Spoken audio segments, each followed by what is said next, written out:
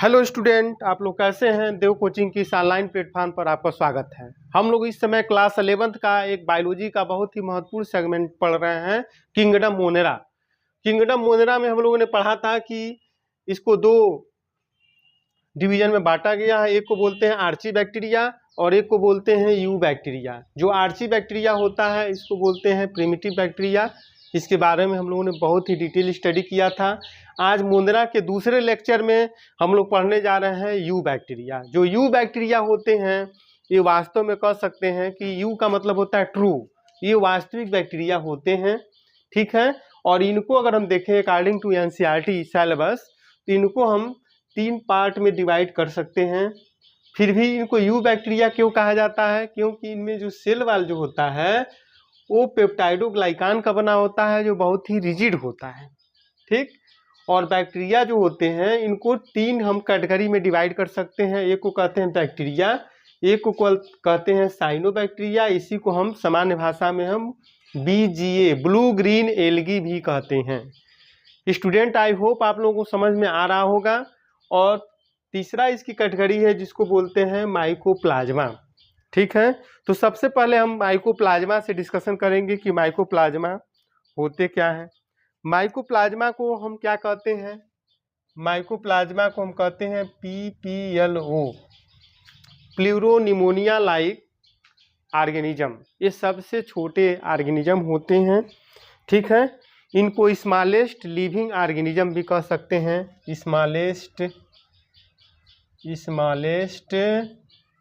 Living organism कह सकते हैं, ठीक है।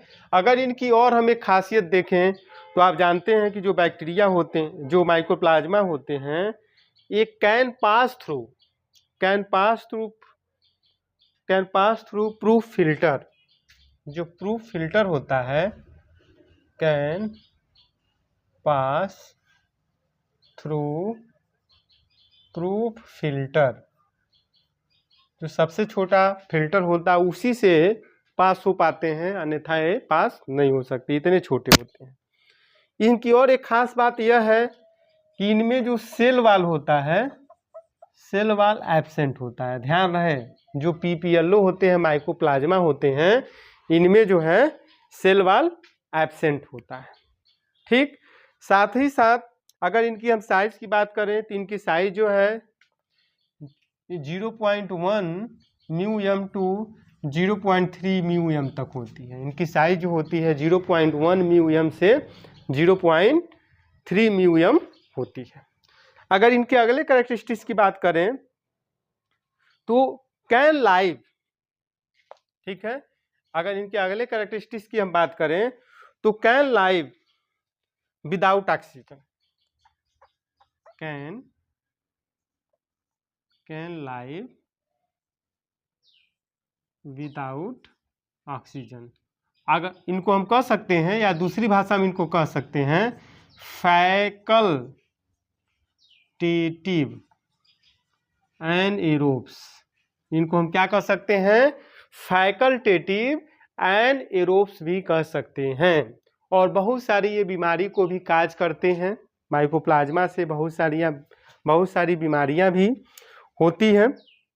ये पैथोजेनिक होते हैं, ये प्लांट में और एनिमल में कॉजेज डिजीज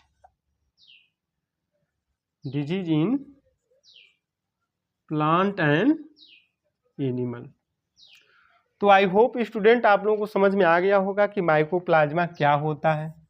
यह एक बहुत ही महत्वपूर्ण पॉइंट है। माइकोप्लाज्मा को हम PPLO कहते हैं। यह स्मॉलेस्ट लिविंग ऑर्गेनिज्म होते हैं। Can pass through proof filter, इतने छोटे होते हैं कि प्रूफ फिल्टर से भी पास हो सकते हैं, ठीक है। इनमें सेल वॉल एब्सेंट होता है। ये कैन लाइव विदाउट O2, मतलब इनको सरवाइव करने के लिए ऑक्सीजन की भी ज़रूरत नहीं। अगर ऑक्सीजन नहीं रहेगा फिर भी यह सरवाइव कर सकते हैं, इसीलिए इनको फैकल्टेटिव एनएरोब्स भी कहते हैं, ठीक है।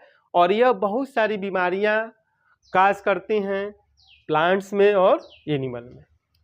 तो आई होप आपको माइकोप्लाज्मा के बारे में पता चल गया होगा इसके कैरेक्टरिस्टिक्स के साथ। अब आइए स्टूडेंट हम लोग डिस्कस करते हैं कि mycoplasma, BGA blue green algae या साइनोबैक्टीरिया क्या होते हैं। What is BGA, blue green algae और साइनोबैक्टीरिया। ठीक है, तो इनको साइनोबैक्टीरिया या ब्लू ग्रीन एल्गी इसलिए कहा जाता है क्योंकि इनमें क्लोरोफिल ए प्रेजेंट होता है। क्लोरोफिल ए प्रेजेंट होने के कारण ये ग्रीन कलर के दिखते हैं। ठीक है, यह ऑक्सीजेनिक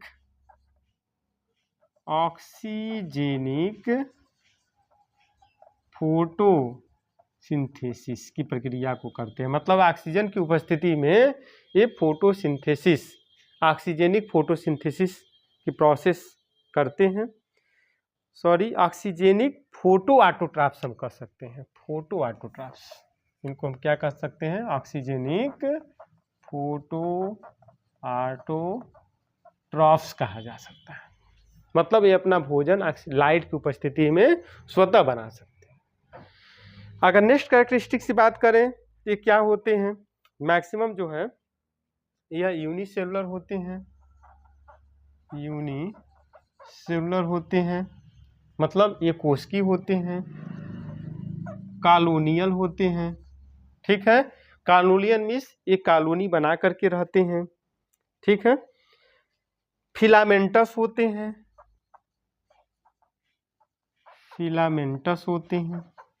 मतलब जो साइनोबैक्टीरिया और ब्लू ग्रीन एल्गी होते हैं ये कैसे होते हैं, फिलामेंटस होते हैं। ठीक, यह जो है एल्गल ब्लूम बनाते हैं। एल्गल ब्लूम क्या होता है स्टूडेंट, एल्गल ब्लूम का मतलब ये होता है कि जहाँ पर पानी वगैरह की मात्रा होती है, जैसे पांड्स हो गए, तालाब है, तो वहाँ पर आप देखेंगे तो इनकी कॉलोनी बहुत सारा डेवलप हो करके वहाँ एक बहुत ज़्यादा मात्रा में पाई जाती है और वहाँ से बड़ी अजीब सी दुर्गंध आती है। ठीक है, कोई स्टैग्नेंट वाटर हो, स्थिर जल हो, तो वहाँ पर बहुत सारे मात्रा में उपस्थित हो करके एल्गल ब्लूम का फॉर्मेशन करते हैं। तो आप लोगों को दो चीज़ें बड़ी आसानी से समझ में आ रहा होगा, एक को हम बोलते हैं बीजीए साइनोबैक्टीरिया और एक को बोलते हैं माइकोप्लाज्मा। अब आइए हम लोग डिटेल में बैक्टीरिया के बारे में अध्ययन करते हैं। तो आइए स्टूडेंट, अब हम लोग मोनेरा में, इसके पहले अभी मैंने आपको बताया था कि साइनोबैक्टीरिया या ब्लू ग्रीन एल्गी क्या होता है। ठीक है, यू बैक्टीरिया में उसके बारे में हम लोग पढ़े और माइकोप्लाज्मा के बारे में पढ़े। अब हम लोग पढ़ेंगे बैक्टीरिया के बारे में। जो बैक्टीरिया को अगर नॉर्मली हम देखें तो जो बैक्टीरिया होता है उसका शेप जो है कैसा होता है, अगर ऐसे गोलाकार होगा तो इसको कहेंगे बैसिलस जो होता है, इसको हम रॉड शेप्ड बैक्टीरिया भी कह सकते हैं। इसमें एंडोस्पोर पाया जाता है, ये इंपॉर्टेंट है, याद रखिएगा। एंडोस्पोर एक प्रकार का रेस्टिंग स्पोर्स होता है जो रिप्रोडक्शन में, सेक्सुअल रिप्रोडक्शन में इन्वॉल्व होता है। कोकस, इसी को स्फेरिकल बैक्टीरिया कहते हैं जिसका शेप राउंडेड होता है, गोलाकार होता है, तो इसको हम कोकस कहते हैं। ठीक है, कॉमा की तरह से जो बैक्टीरिया दिखता है उसको बोलते हैं वाइब्रियम। ठीक है, और एक बैक्टीरिया होता है जो स्प्रिंग की तरह से दिखता है, उस स्प्रिंग वाली बैक्टीरिया को हम स्पाइरुलम कहते हैं। अगर हम बैक्टीरिया का क्लासिफिकेशन देखें तो बैक्टीरिया को हम दो, अकॉर्डिंग टू न्यूट्रिशन अगर हम देखें तो बैक्टीरिया को दो पार्ट में डिवाइड किया जा सकता है। एक होता है ऑटोट्रॉपिक बैक्टीरिया और एक होता है हेटरोट्रॉपिक बैक्टीरिया। एनसीईआरटी की लाइन है कि यह सम ऑटोट्रॉपिक बैक्टीरिया, देखिए यहाँ सम लिखा है स्टूडेंट, तो सम का मतलब ये कम मात्रा में पाए जाते हैं और सबसे ज़्यादा इस ब्रह्मांड में मेजॉरिटी में जो बैक्टीरिया पाए जाते हैं वो हेटरोट्रॉपिक होते हैं।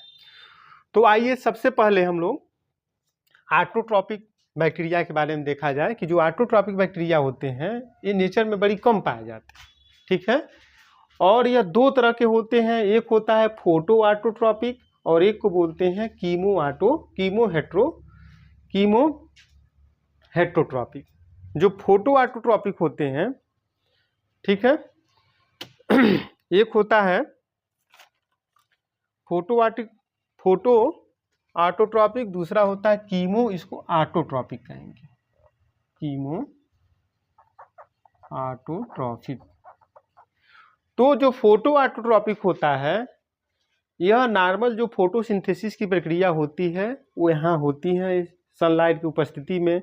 इसमें क्लोरोफिल पिगमेंट पाया जाता है और उसकी उपस्थिति में अपना भोजन बनाते हैं, तो इसको हम कहते हैं फोटो ऑटोट्रॉपिक, मतलब नॉर्मल फोटोसिंथेसिस की प्रक्रिया इसमें होती है।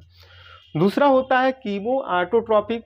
तो कीमो ऑटोट्रॉपिक का मतलब ये होता है कि ऐसे बैक्टीरिया ये भी अपना भोजन सेल्फ बनाते हैं, लेकिन यहाँ पर केमिकल से जब एटीपी जनरेट होती है, कि केमिकल से हम एटीपी रिलीज बैक्टीरिया जब कराता है तो उसको बोलते हैं कीमो ऑटोट्रॉपिक।